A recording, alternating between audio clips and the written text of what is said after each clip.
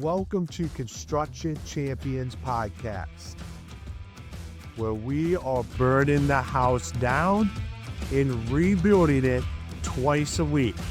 I'm your host, Ron Nussbaum, and I am here to help you become the champion that you're meant to be. Along with our amazing guests along the way, we will provide you with the resources, the latest and greatest. You will sit down with disruptors in the construction industry. And my goal from day one has always been to change the mindset around the construction industry. No more where we let the 3%. Welcome back, Construction Champions, to another episode. I'm your facilitator, Ron Nussbaum, and I am the founder and CEO of Builder Comms, and I have the fantastic privilege of bringing in leaders, educators, disruptors, people around the construction industry that want to see you win and want to see you be a champion in everything you do. And that's what we do, is we just come on here, we have a conversation about what it takes to be a construction champion. And today we have a super exciting guest. I'm pumped for this conversation. Gary, it is fantastic to have you here with us today. Ron, thank you so much for having me on. It's really my pleasure. Awesome, man. Well, before we dive into it, why don't you introduce yourself to all the champions out there listening? Hey, thank you so much. Well, my name is Gary Eastman. I am an attorney by trade. I've been practicing for 20 some years. We'll just leave it at that. Work for, big law firms, in-house counsel, public companies, the whole works. So, however, I ended up starting a surety bond company. Oh, it's been a while now. And what surety bonds are in the construction industry, commercial jobs, it's required by the Miller Act. And so as part of that, started up a couple of different companies to work in surety bonds. And so we follow the construction industry closely, mostly because, it's a core part of that business. In addition, the attorney side comes into play all the time, as well as, all of the clients that keep coming back to me saying, hey, we're trying to do this, do that. So construction is certainly part of our core world. Awesome. That's one of the reasons I'm excited for today. Security bonds, bonding is something I filter questions on all the time. I'm not super knowledgeable on it, but I know our audience they want to understand it more. So before we really dive into that, let me ask you the $1 million question, and that is, what makes a construction champion? Yeah, that's a great question. And from my point of view, I believe it is someone who can be flexible and set up the proper systems going forward, especially as the current environment changes. I think, as we know, we've got multiple changes around construction, both from demographics to financing to government to labor to all that good stuff. And I think it's the ability for everybody to be flexible when going through this that really separates, I think, people that do well from the people that do really well.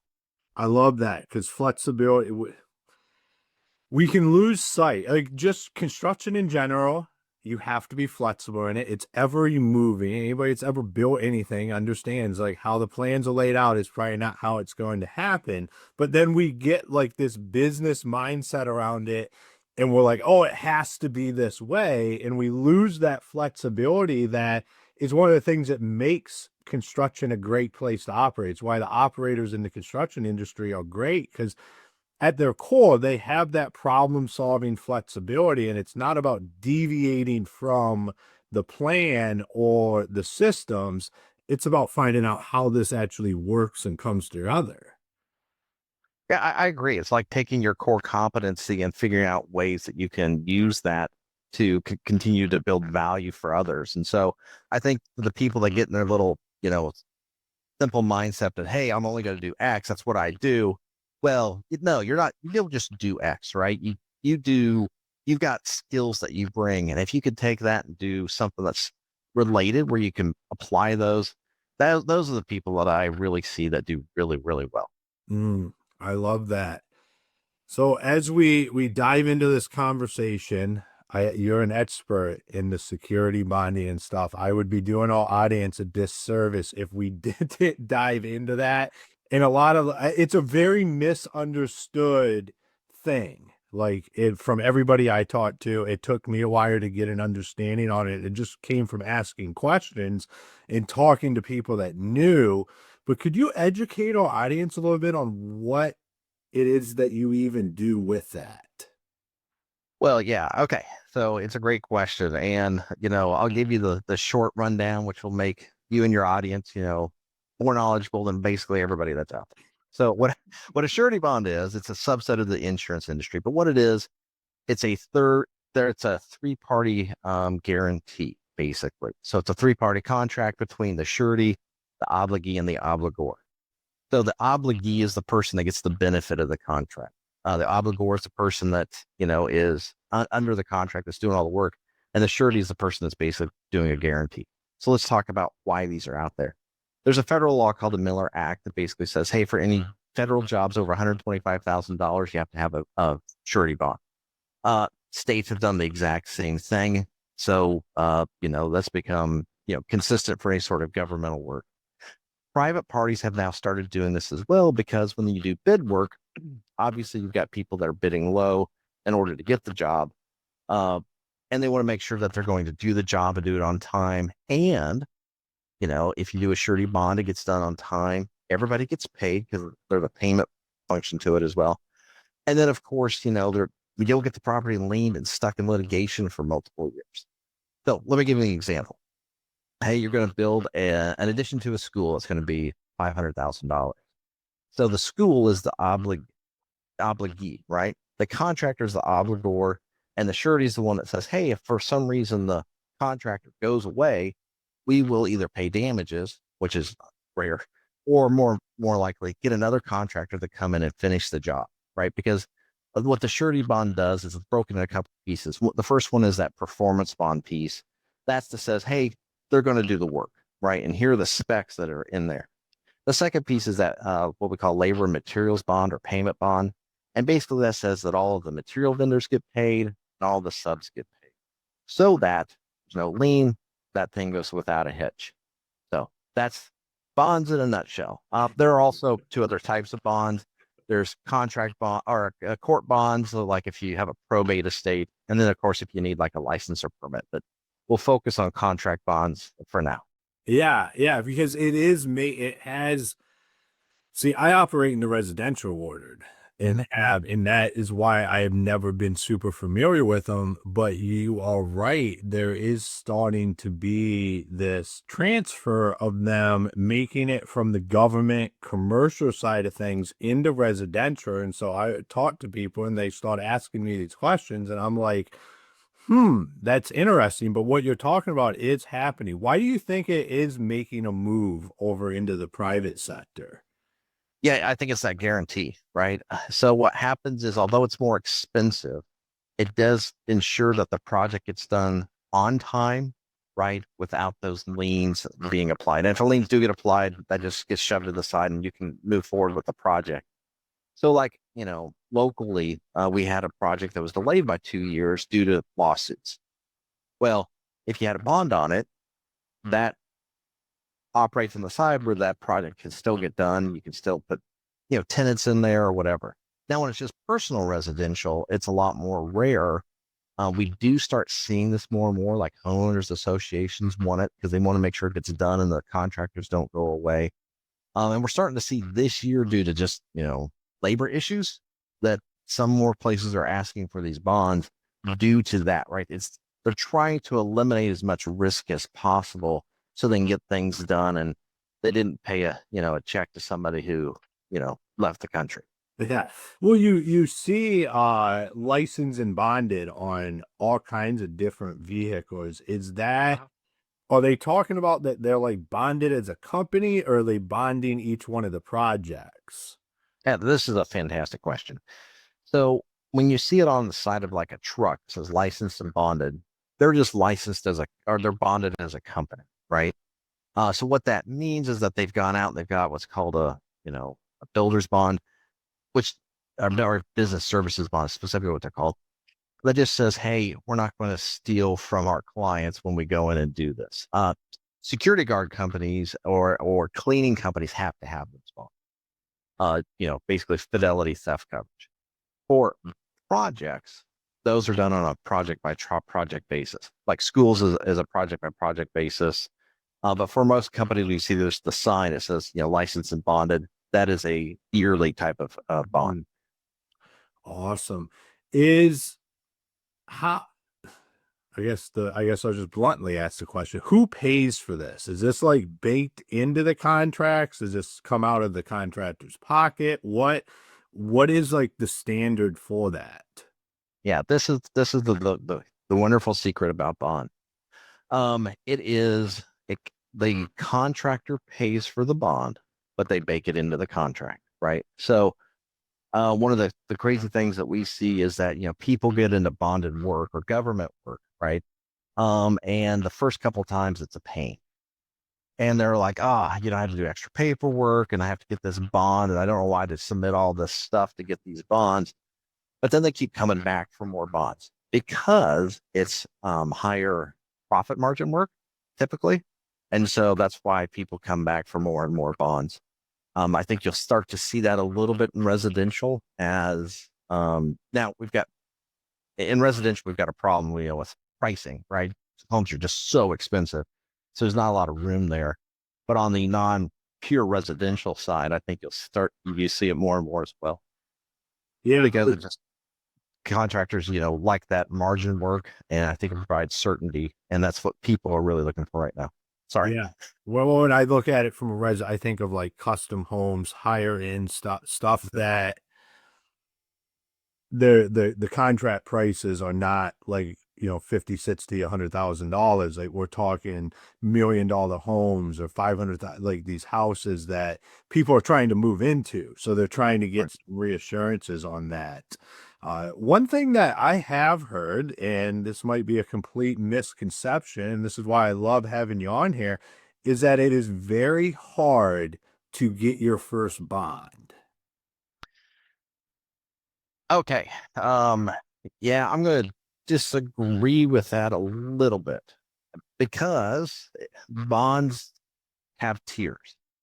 So really up to about $700 to $800,000. Most bonds are fairly easy to get. It's just an application.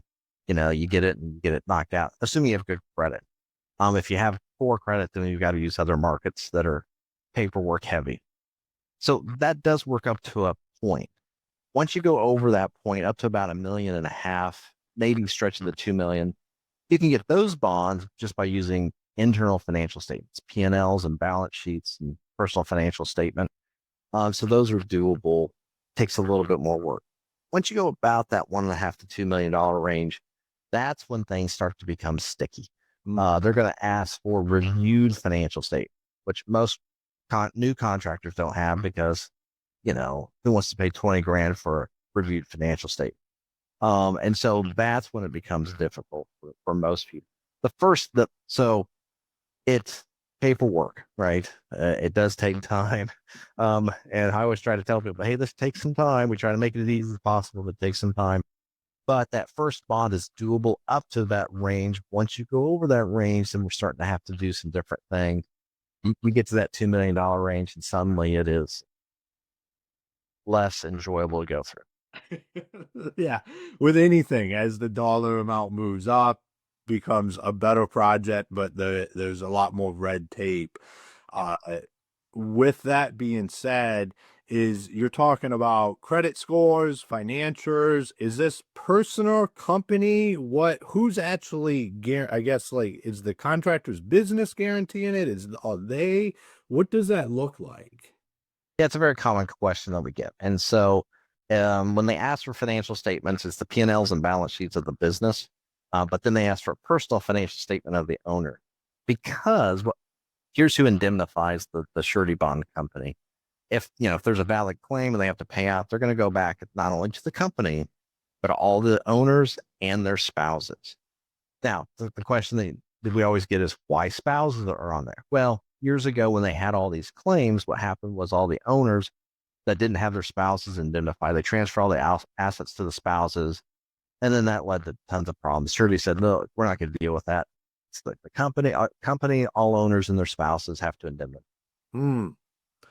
Well, that makes sense. And it sounds like because this is going to be in the pricing. This is something you want to be very proactive with. It's not like a last minute thought thing. You've said a couple of times that the paperwork to get this up and going can take some time.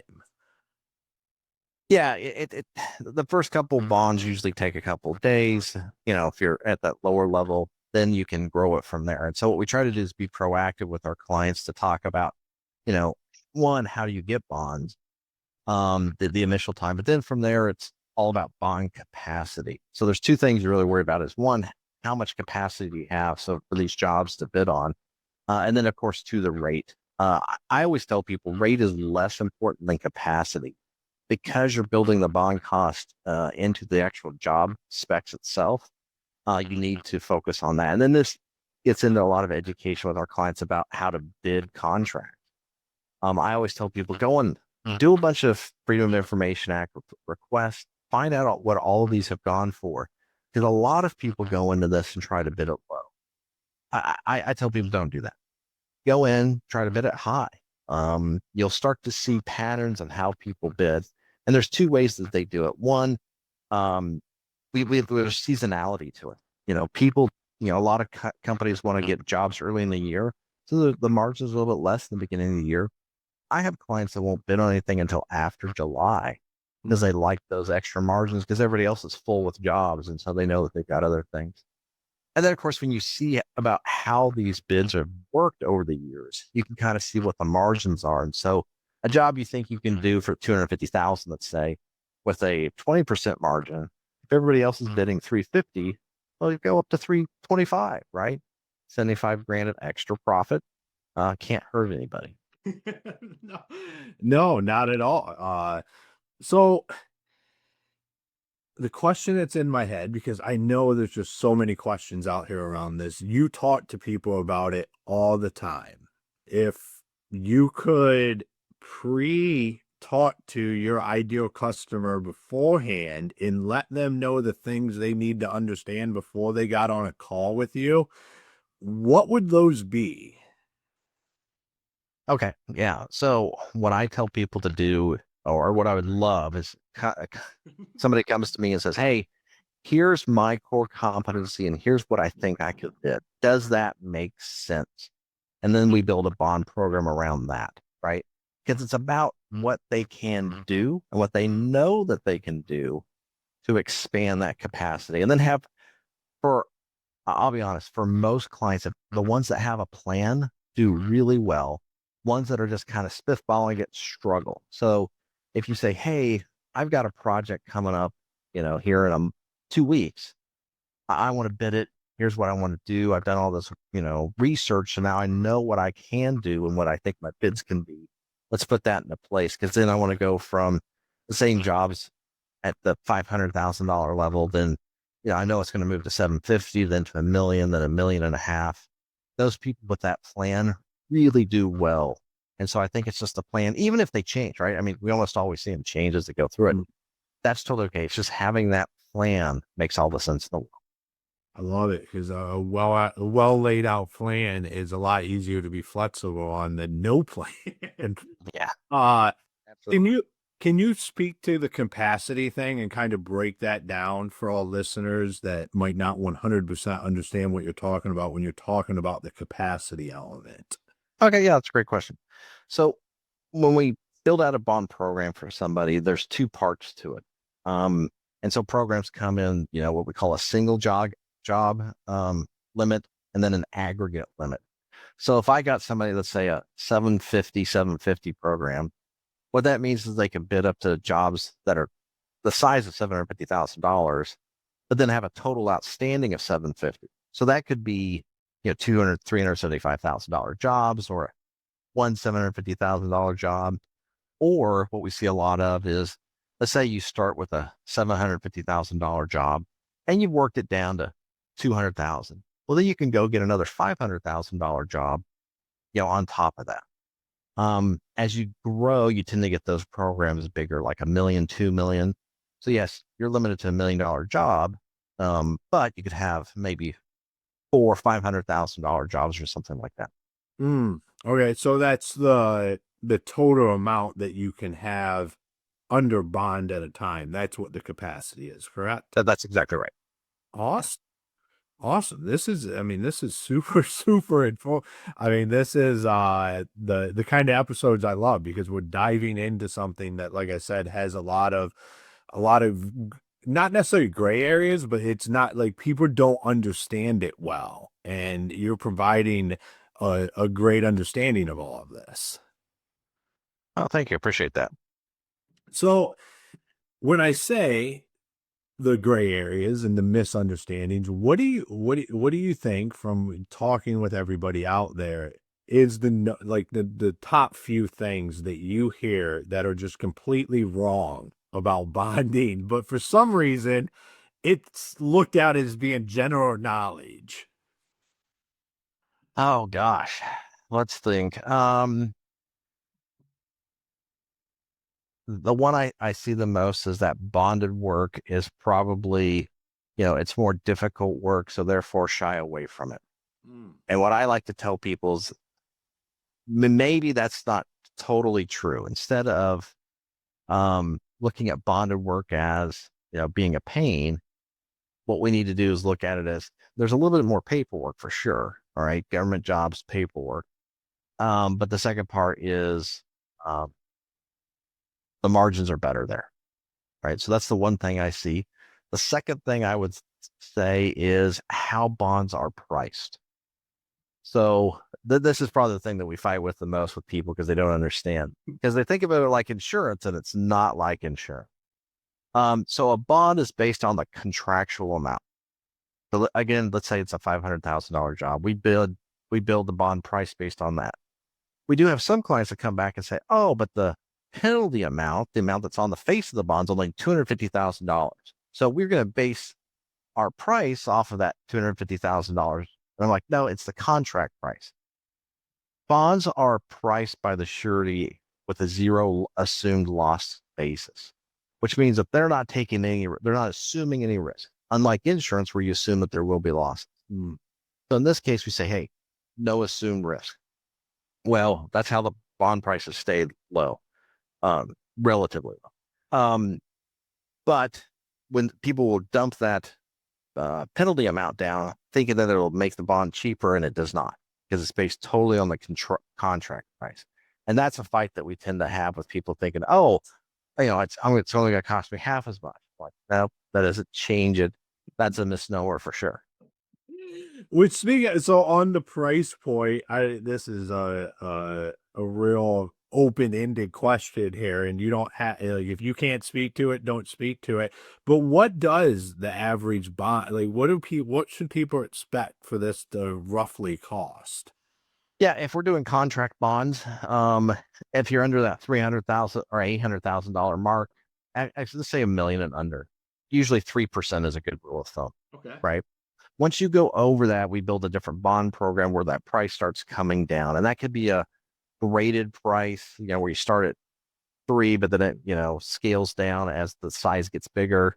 Or we've got some that are 2.5, like in Texas, that has a different rate. Now, for license and permit bonds, typical rate there is probably 1%. That's what we see the most there, just to get a $25,000 bond, $250. On court bonds, like if you need to be an administrator in the state, those prices are even lower, usually a 0.5%, something like that. So, and is that like what? This is going to sound like a very amateur question, but I want to make sure that we're providing clarity for all listeners here. Is that a one time on that? So, like we talked about capacity earlier, and where you can drive that down and do more, or is every time you add a project on there, you're looking at a few points? Yep. So when you do contract bonds, it's a per project basis. Okay. And so that's why, and so here's the second part. So let's say it's 3% of the $800,000 or $24,000 bond cost. But that price will go up and down with those change orders. So we tell clients like, hey, you got to build in that 3% to any change order. So let's say it goes from 800,000 to 900,000, the extra $100,000, they're going to, Surety's going to, going to charge that extra 3% or three more grand. But it also works the other way. Some people don't believe this. I do this all the time. When it goes from 800 to 700, we refund a premium when it goes down. It doesn't happen as often, but we do it. Yeah, because construction projects are typically not going in that direction. Right. But I can definitely see where you talked earlier about the concept, the thought process that the jobs are harder because of the paperwork, because that's a negative for guys. And even though the project can be even better if there's a little bit more work on the front end, sometimes we let the mindset, like that's a mindset shift that has to happen where, well, just because it's more paperwork or more stuff I have to do up front doesn't mean that the jobs are harder, because the job that you're bidding is probably right in your wheelhouse of what you do. And if you can get in there and do it, the paperwork is going to be well worth it. Yeah, I totally agree with that sentiment. Most of your clients are probably like mine. They're entrepreneurs, right? And entrepreneurs are not great with paper. So, hire somebody that could come in and really help you out with the bidding of the projects, and the margins, because your margins are going to be a lot higher, on bonded work. We see it all the time. And I rarely have a client go from doing bonded work to not. They tend to want to get into there because the margins are just better. What drives that, do you think? Oh, so I could talk about this for hours. Well, it's just the basics are supply and demand. There are fewer contractors going after bonded work because some don't have the bond program that will, you know, that's large enough to handle those projects. So when we said, hey, 800,000 and under, right? That's the people that actually have bonds. But if it's a $3 million job, you've eliminated tons of people, right? Now they may be subs on the work, but the GCs are going to be, a handful. For many other companies, they don't do bonded work; they just do private work. Well, that's why I try to talk people into doing bonded work, even if it's, marginal on the side. Yes, it's paperwork heavy, but that uh, margin will really help you out with, your base of everything. Is It's simply supply and demand. Yeah. Does the paperwork tend to stay heavy, or is it just like the initial push of starting to get stuff going, or is it pretty much always the same? Yeah. So and on the bond side, it's really upfront. But you still have to deal with, RFQs and ITBs and all of that, you know, government paperwork stuff. So it is a Yeah. pain. And so that's, people shy away from that because it's not what they do, right? They're entrepreneurs, are out there doing things, so that's why they need a good back end system set up to handle that paperwork. Awesome, man. Well, Gary, this has been a fantastic conversation, very enlightening for me. I'm sure for our listeners as well. For everybody, if they wanted to connect with you, learn more, where is the best places for them to do that? Yeah, you can certainly check out our website at swiftbonds.com and access-surety.com. Or you can check out my bio, Gary Eastman, out on LinkedIn, and be happy to respond to you, talk to you, help you out. Awesome, man. Well, thank you for taking the time and being on the show today. Hey, Ron, thank you so much. It really has been my pleasure. Awesome. All right, Construction Champions, another episode in the bag where we dove into something that I know coming in, you will probably, unless you're in this word, you're confused about this. And this is to me, this is an amazing episode because we got to have this conversation and we talked about at the beginning what makes a construction champion is that ability to be able to be flexible, and all the misnomers around bonds and the amount of paperwork and the different things lead right into that of maybe you need to have a little bit more flexibility in your mindset around the work you're doing and what that looks like. And have we said no to work that made sense because we heard something that was scary of like, you're going to have a bond, and you just turned around and went the other way instead of even investigating it. On Construction Champions, we're here to help change the mindset around how you think about this stuff. And it's not just bonds. There's all kinds of different things that scare us off of projects because we're unfamiliar with them.